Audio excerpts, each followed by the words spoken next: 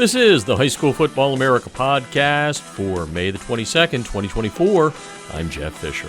The High School Football America podcast is brought to you by GameStrat, America's premier sideline instant replay system with outstanding reliability, faster speed than Huddle Sideline. Plus, GameStrat has awesome customer service along with different plans priced right for every coach's budget. To get a demo, go to GameStrat.com or you can click on the GameStrat banner ad that's located on every page of HighSchoolFootballAmerica.com. And don't forget to mention High School Football America when you talk to the fine folks at GameStrat because they will give you a friends and family discount. Hey everyone, it's Jeff Fisher of High School Football America, joined today by Joshua Saunders of Robinson High School outside of Tampa, Florida. And boy, has this guy done something with the girls flag program there a little more than a week ago. 8th straight Florida State Championship. Even better, it was in the training facility for the Tampa Bay Bucks. And Coach, I got to imagine right now as you hear number 8 in a row, there's got to be some kind of thought that comes in your brain that goes, wow, what have we done? Tell me what comes to your mind when you think about 8 straight. Really kind of the dedication of the players, right? So the first one was in 2014, and then we lost in 2015. So and then we've won 8 straight since. So it's been 9 out of 10. And really kind of that first group, or even really before that first group, it just became a dedication of players. They came to me and said, how do we get to be really good? And I said, we got to play a lot and kind of do some stuff in the summer. It just can't be kind of a one-off where we play for 3 months when the season happens. And they said, kind of, let's do it. And then now it's kind of built on itself. They really like winning, and that kind of helps. So now they kind of don't. They're almost motivated by fear a little bit. Nobody wants to be the team that didn't win. So they kind of they make sure that they're putting in the effort so that their legacy isn't the one that kind of stopped the streak. Yeah, no doubt about that. Coach, before we kind of dive into the program specifically, get some girls in here by name, the leaders and all that. One of the things I'd like you to talk about for the viewers around the nation watching this is, obviously the NFL, all of the NFL teams, Nike, they're making a huge push in the sport. But Florida was was the leader and probably doing a whole lot more before everybody came in here. So why don't you talk a little bit about the history of girls flag in Florida? Sure. It started as a state sport in 2003. And then we started in Hillsborough County in 2006, and nobody knew what they were doing. They were just kind of, people were it was a lot of football guys just kind of running out. And then as it developed in Florida, you had more people that kind of played in college, or they played on intramural teams or club teams, or, and then they kind of infiltrated a little bit into what it's kind of turned into now. And Hillsborough County, where we are, has really kind of jumped off in terms of what that has looked like. And so when we started playing a little more serious in 2012, kind of since then, a Hillsborough County team, since 2014, a Hillsborough County team, I think, has been in the finals or won the state finals almost every year. And then obviously in 2019, 2020, Nike kind of jumped on, and they called us and Alonzo High School, also in Tampa, and kind of asked if we would kind of be their flagship. And then they really pushed it out where they were donating a lot of money and a lot of jerseys to kind of build it around the country. And then the NFL teams, the Bucks have been on here forever. They've been the forefront of everything. In terms of girls flag football, and been super high promoters. We've done the Bucks preseason thing this will be the 7th year coming up, which is the largest preseason tournament in the country. And then now you get a lot of other teams, the Falcons and the Chargers are all doing stuff. And so it's kind of the NFL jumped in the last couple of years and really kind of pushed it off. And that's what flag football needed. They needed the big brands, the Nikes, the NFL, to kind of come in to really drive it kind of everywhere in this country. Yeah, no doubt about that. Let's jump back into your team and 8 straight. I'd love to give you the opportunity to name every player in that streak, but that might take a little bit of time. So let's focus on this past year's team and talk about some of the leaders that led you guys to an undefeated season and number 8. Well, 9 overall, but 8 in a row. Yeah, so really it would start with our head captain, which is Manasvi Vijay Aragavan. And her story is kind of a sad one because 2 weeks before the season started, she tore her ACL. and she was a first team all-state player kind of coming into, and she is the heartbeat of our team and everything that happened. So there was a little 3 or 4 week period as we started the season of kind of mourning and grieving kind of what that season would have looked like, both for her and for the team. But she did what she kind of always does, which was she was the biggest cheerleader, and she made sure that her replacement knew exactly what she was doing on offense and defense, and there was some growing up for us. And it, as I told the team, nobody's going to replace what she does, and nobody's got to do kind of replace that entire part. But everybody just needs to make sure they focus a little bit more. And we had a meeting. And it was interesting because, obviously the goal was the state title. You don't have to win all the games. But they said in that meeting when she wasn't there, that, they wanted to win all the games for her. And so kind of that motivation for our team was pretty significant. On the field, obviously, Tammy Jerson, she had 1,500 yards, I think, receiving, or right around that number. 35 touchdowns. She's a receiver, and she's also a linebacker with 120 flag pulls and 10 sacks and 7 interceptions, and just a phenomenal senior leader. And then our quarterback, Hayden Spano, who the one of my favorite stats is the 8 state championships leading up to this year. We've used 8 different quarterbacks. Wow. As our that have started, and then Hayden was a sophomore last year that she set our all-time record for interceptions in one season. So she was last year, she threw 27 interceptions as a sophomore. And so not great, but this year she threw 9.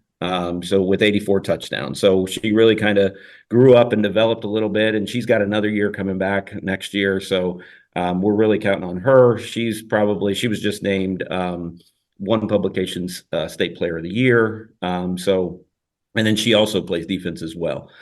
So those two are also captains. Our other captain was Emma Smithson, who really kind of became our kind of voice. She's the backup quarterback, but she understood that role and really did a very good job of help lead our team as well. And then really the interesting part, we have never started 2 freshmen, and we had to start 2 freshmen this year.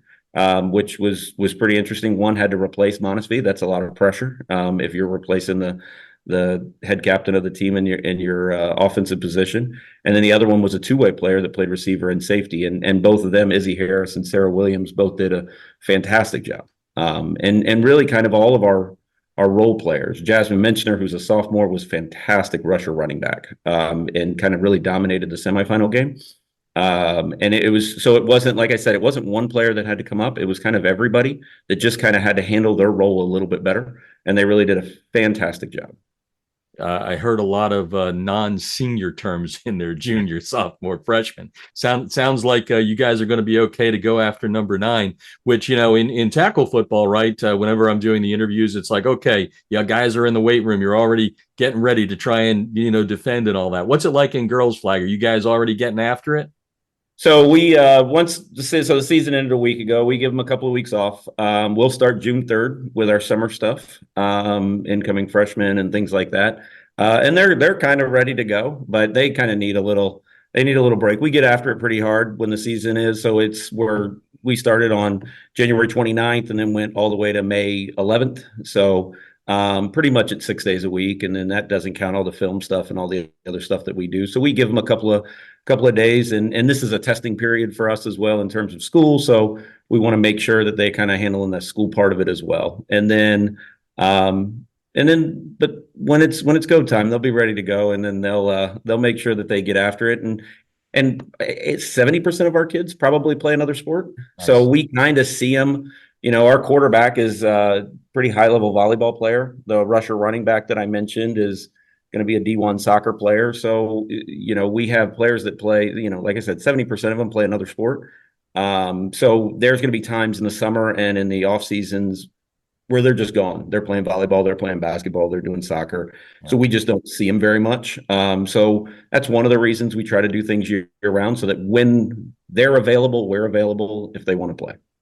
Nobody got hurt by being a multi-sport athlete. That's for sure, No, Coach. no, they do not. Hey, this one was different for one big reason. You mentioned that the Bucks have been involved in the game for a long, long time with the preseason, but this year they host the state championships, the two state championship games. How much more special was it to win there in that awesome facility? Yeah, it was certainly different. So we've had, like I mentioned earlier, the Bucks have done the preseason thing, and a couple of times that's been on their in their facility. So we've had the opportunity to play in that facility a couple of times. And then last year, our field was being renovated, and they volunteered their field. So we did our playoff run last year. So we played 3 games in there last year in the playoffs as well.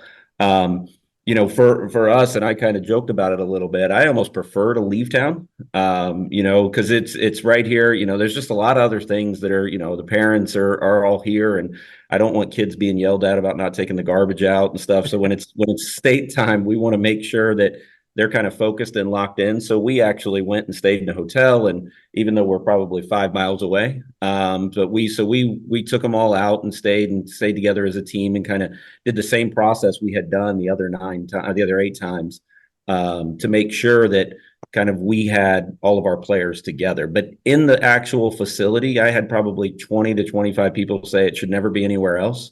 It was the attendance more than doubled their previous high, and it was loud, and because it's indoors, you didn't have to worry about the sun or the rain or any of that stuff. So that was perfect. In addition to the conditions being perfect, the Bucks did a fantastic job of taking care of the teams and making sure everybody had everything that they needed.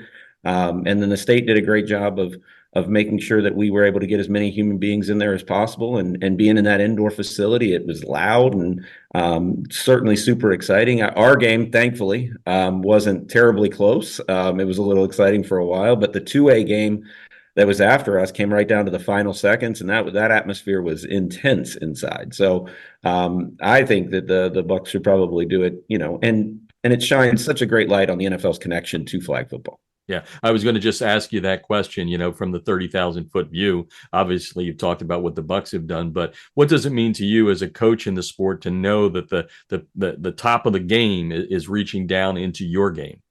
Yeah, for sure. And not only just the NFL, but USA football, with the Olympics, and that happening in 2028. And then the collegiately, the NCAA taking a hard look at it as well. The NAIA is already on board, and they're doing their stuff collegiately so kids can get scholarships. And then NCAA is kind of trying to push it as well. So hopefully in the next couple of years, I would imagine before the Olympics, that they would have that opportunity as well, to where you've got major Division I schools that are having uh, women's college flag football, and that part all comes from, like I said, Nike and the NFL, and those big sponsors that are deciding that this is an important thing. And then if you watch the game, and then Saturday's games were a good example. If you watch the game, it's a lot of fun. Yeah. The game is fast paced. It's exciting.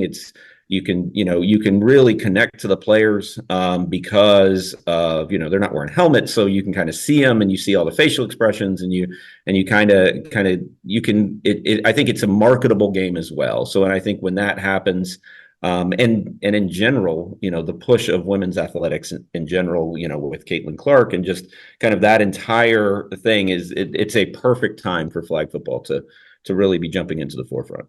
Yeah, I just attended, I think it was about a couple of weeks ago, the Falcons did a combine, just like the NFL does. You guys doing that sort of thing down in Florida? For sure. Yep. They had one. They have a few down here. So the NAIA has quite a few. The Sun Conference has quite a few college teams that are here. There are 6 or 7 college teams where you can get college scholarships. So there are quite a few combines and college camps that kind of happen down here. Not terribly different than what happens with boys camps. It's just a little bit. It's the NAIA, so it's a little bit smaller scale, and you don't have as many teams. But when it starts, it will happen in Florida first, because you have 380 schools that play in high school here, and those kids all go somewhere. So the club teams at the University of Florida and Florida State and University of Central Florida and USF, all of those club teams have really established teams already. So when that happens, you're going to see kind of that explosion, and the combines are part of that. You get, USA Football just held a combine at One Buck at the Advent Health Training Center. There are 300 kids from ages 10 to 18 that were there trying to kind of be identified and scouted for USA Football for potentially one of the U.S. national teams. Been incredible to watch this from the inside, the growth and all that. I guess the final question, with the Olympics already in the fold for 28, are we talking one day soon we're going to have a professional girls flag league? It's interesting. You're going to need a sport. You're going to need a sponsor for sure. Right? Everything. Money kind of pushes all those things. But I think there's kind of semi-professional girls, women's leagues now and men's leagues, or they were trying to do it a little bit. But I think that's a little bit further down the road. I think once you establish that NCAA college kind of reign, and then I think going up from there is probably potentially a little bit further down the road. Well, Coach, as we go away here, we'll bring it back to Robinson High School. You're going for number 9. You have a message, a theme for 2025. Hard to believe I'm saying 2025, but you have something like that cooking? We don't have it yet. Usually this is around the time where we get with our captains. Our banquet's on Thursday. We name our next captains. Our outgoing captains name our next captains because they know better than I do about who is really committed to the program and wants to kind of carry on that legacy. So then after that, we'll have meetings and we'll figure something out. It'll be interesting because this was the 10-year anniversary of the first one. We missed the COVID year. So we're going to be going for number 10 overall. So that's kind of a cool thing. I mean, all of it's pretty amazing, right? When you sit back and you look at it and you go, you don't see it in other sports. You don't, it really has been kind of very special. I tell the girls all the time, because girls are different than guys. Guys will bang on their chest and tell everybody how great they are. The girls are a little bit different. They get a little embarrassed by all the attention. And I say, it's really hard to be the best at anything. Yeah. And when you're the best at a sport, you need to let people know that this is what you do, and you put in the effort and you put in the work.